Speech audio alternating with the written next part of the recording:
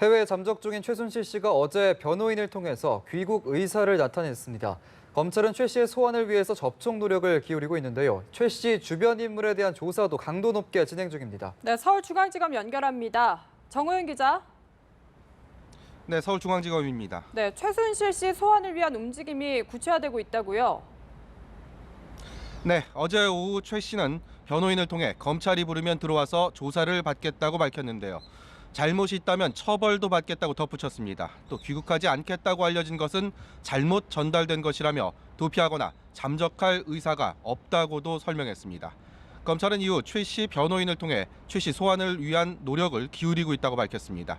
김현웅 법무장관도 국회 예산결의안 특위에서 최 씨의 소환 방침에 대한 질문에 검찰이 적절한 조치를 취할 것이라고 말했습니다. 검찰은 최 씨 소환에 앞서 제기된 그동안 의혹을 중심으로 사실 확인을 진행 중인데요.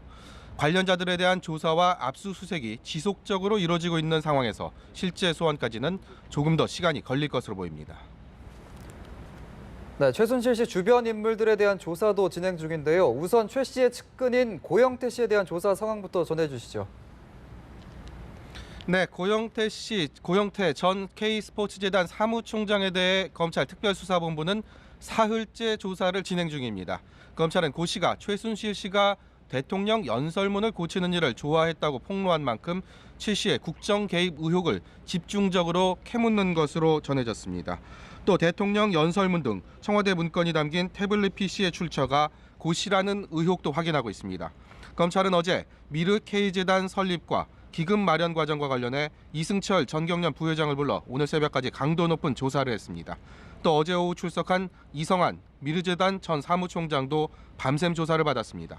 이 씨는 최 씨와 정권 실세들의 통화 내용이 담긴 77개의 녹취 파일도 가지고 있다고 주장해왔습니다. 여기에 조인근 전 청와대 연설기록비서관도 어제 오후 검찰에 나와 연설문이 수정되고 유출된 사실을 알고 있었는지 조사를 받는 등 주변 인물들에 대한 수사가 강도 높게 이어지고 있습니다. 한편 중국에서 잠적한 것으로 알려진 최순실 씨의 또 다른 측근 차은택 씨는 다음 주 귀국할 가능성이 있는 것으로 알려졌습니다. 서울중앙지검에서 연합뉴스TV 정호윤입니다.